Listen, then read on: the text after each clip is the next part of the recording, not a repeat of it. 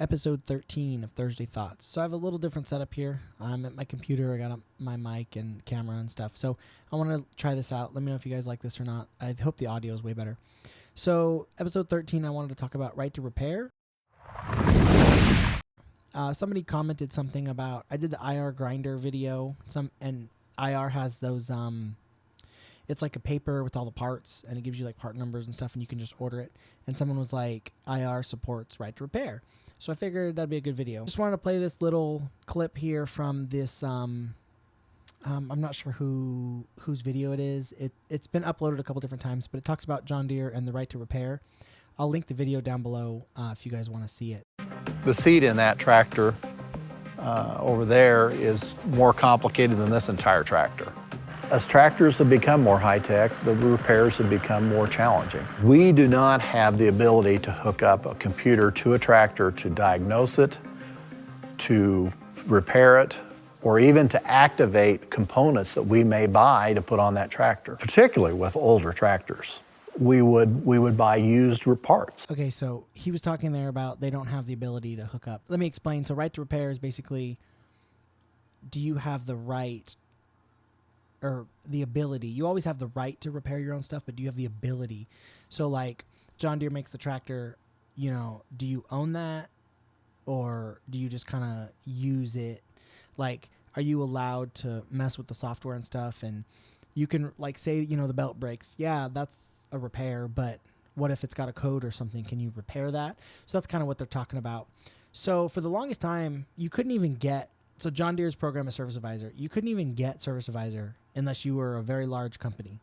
Like if you were a dealer, you had it, but if you had one or two John Deere machines, they wouldn't even sell you Service Advisor. So Cat's always been, they've always had customer versions. Cat's always sold you this stuff, but John Deere wouldn't even sell it to you. So then they've gotten better about that. I do think it's good. You should be able to get the stuff. I know for like Cummins used to be, if you were a Cummins dealer, whatever the Cummins program, I think it's Insight, it was, you know, whatever the price was. But then if you were just a customer, they would charge you like 6 or 7 times the price that they would charge the dealer for the same program.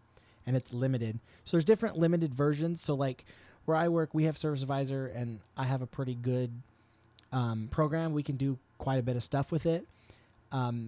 It's not full dealer level or anything. And there are like counterfeit versions you can get. I don't know about any of that. I'm sure if you need to find that, you can find it on your own.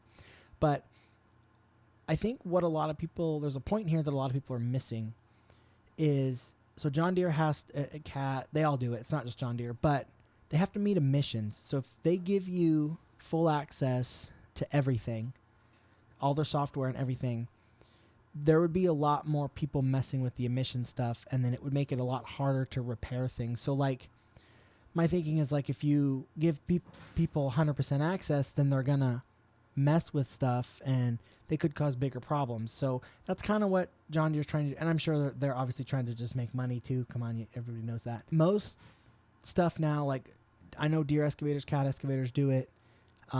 Wheel loaders, backhoes, you can go in and check all the codes and stuff, which is kind of what that guy was talking about.